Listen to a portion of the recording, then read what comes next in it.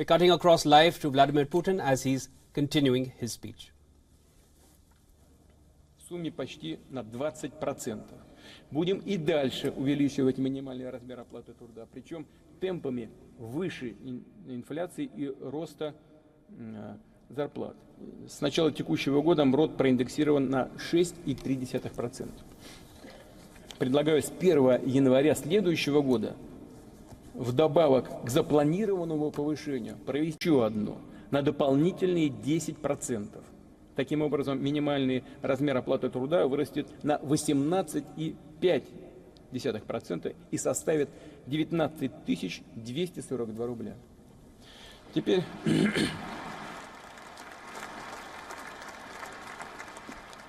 что касается донастройки налоговой системы в интересах российских семей.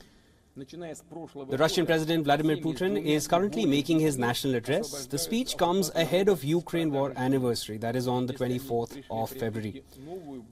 Putin has categorically blamed the United States and all its NATO partners for what is playing out in Ukraine. He has accused the West, the US in particular, for using Ukraine as a tool for propagating its narrative. He said, and if I were to quote here, the West has unleashed a military and misinformation war. He's also said that the future military plan will be decided step by step, which clearly goes to indicate that there is a future to the war. It is not ending anytime soon. So if Biden decides to visit Kiev, that does not mean that Russia is going to back off. Putin lauded the Russian troops and their actions in the last 1 year during his speech, while he also addresses a number of internal issues of Russia. Putin's theme for the entire speech remains the same. Russia's stance has remained the same over the past several months. As the Russia-Ukraine war completes 1 year, he has categorically blamed the West for continuing the war and for escalating it. The term escalation or the sentiment of escalation continues in Putin's speech as well.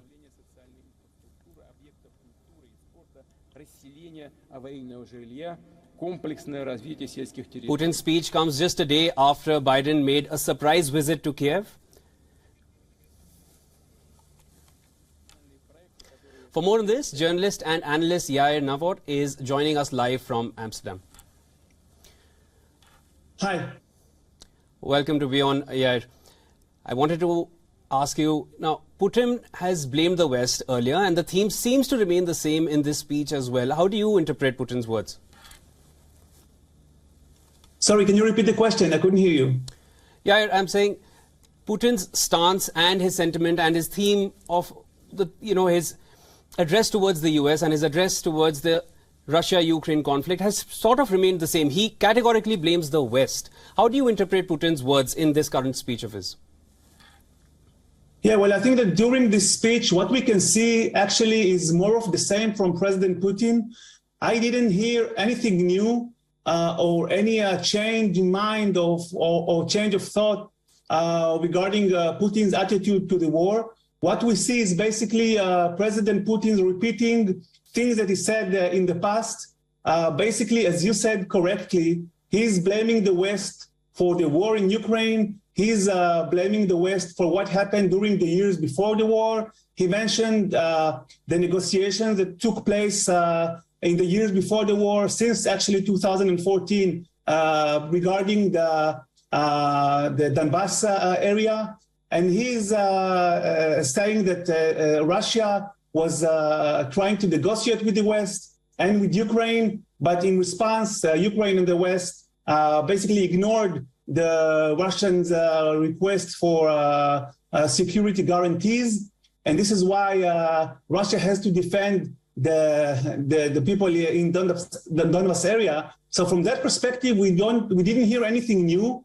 We hear more of the same. And I think for President Putin, it's very important to show to the Russian people that Russia is actually being attacked, as far as he's concerned, by the West and the collective West, as Putin likes to call it, and that Russia needs to defend itself and its values. And I think it also Putin is trying to show that the West and in particular the US are hypocrites in from his perspective, because he mentioned the fact that the US has so many foreign bases, military bases around the world, and like the US is trying to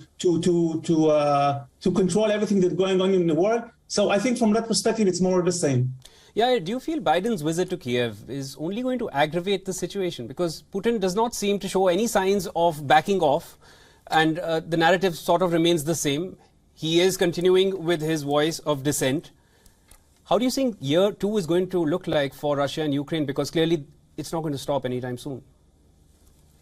Yeah, I think that the visit of President Biden in Kiev yesterday wasn't meant to make President Putin afraid or anything. I think that the main thing behind the visit was a real desire from the Biden administration to show real support for Ukraine and to make sure that the Ukrainian citizens and the Ukrainian government and, of course, President Zelensky can be assured that the U.S. will keep supporting Ukraine into the second year of the war. Now, from the other hand, as you said correctly, I don't think that it changed anything in Mr. Putin's calculations.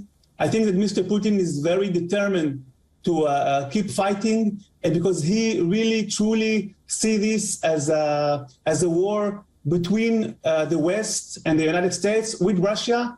And in his view, the West and the United States are trying to weaken Russia and maybe even are interested in regime change in Russia. And therefore, we are in a point where at the moment there is no chance for any diplomatic solution. I think that we are going now towards maybe an escalation in the war. Within the next few weeks, maybe at the start of the spring, I assume that we're going to see a big another counterattack from the Ukrainian forces in order to try and free more occupied land from the Russians.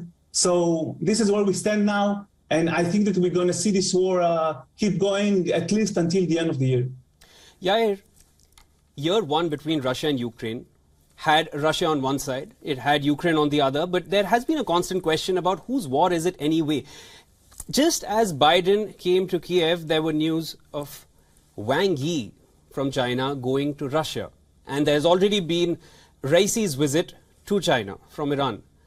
Is there a new world order coming up between China, Russia and Iran coming together for year 2? It's a very good question, because I think that one of the risks that we are now facing is that this conflict in Ukraine, the war, will become a wider one, will become a global war. Yes. And we know that the Chinese foreign minister is supposed to visit Moscow later today. We know that the tension between China and the US is increasing. So I think this is a very good point. But I think that the Biden administration will try to play on both fronts, of course, and to make sure that China understands that the U.S. has no intention in escalating the situation in, for example, around Taiwan. But it is a very risky situation when this conflict might escalate to a bigger one.